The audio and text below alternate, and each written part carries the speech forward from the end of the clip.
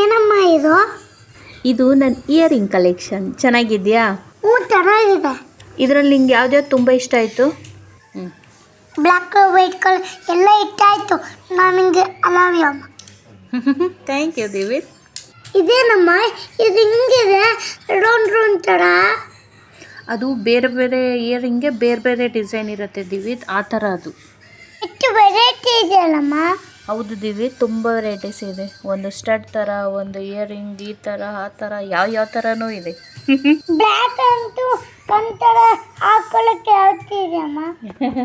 ಕಣ್ಗುಡ್ಡೆ ಥರನ? ಹ್ಞೂ, ಬೇರೆ ಬೇರೆ ಶೇಪ್. ಅದು ಗ್ಲಾಸ್ದು ಮಾಡಿರೋದು ಅದು. ಹೌದಮ್ಮ? ಹೌದು ದಿವಿತ್, ನಿಂಗೆ ಇಷ್ಟ ಆಯ್ತಾ? ಏನಮ್ಮ ತುಂಬ ಸಾಫ್ಟ್ ಇದೆ, ಗ್ರೀನ್ ಥರ. ಅದು ವೆಲ್ವೆಟ್ದು ಇಯರಿಂಗು ದಿವಿತ್. ಇದೇನು ಮನಿ ಸ್ಟುಡಿಯೋ ಥರ ಫ್ಲವರ್ ಥರ ಇದೆ ಅಮ್ಮ. ಆ ರೆಡ್ ಕಲರಾ? ಅದು ಹವಳದ್ದು.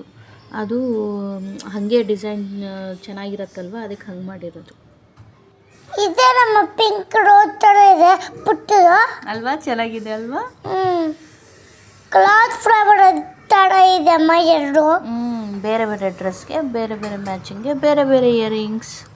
ಯಾಕಮ್ಮ ಇದು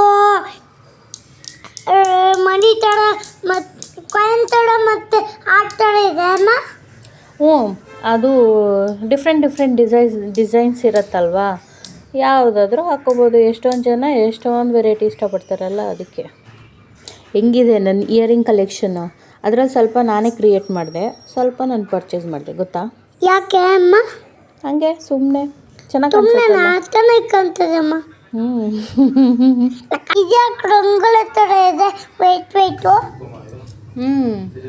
ಮಂಡಲ ಆರ್ಟ್ ಅಂತಾರೆ ದಿವಿತ್ ಅದನ್ನ. ಮಂಡಲ ಆಟ? ಇದೆ ಹಿಂಗೆ ಈ ಥರ ಬಂದ್ಬಿಡ್ತು. ಒಂದೊಂದು ಥರ ಇರುತ್ತೆ, ಅದಕ್ಕೆ. ಇಯರಿಂಗ್ ಸೂಪರ್ ಚಾಕ್ಲೇಟ್ ಥರ ಇದೆ ಆರೆಂಜು.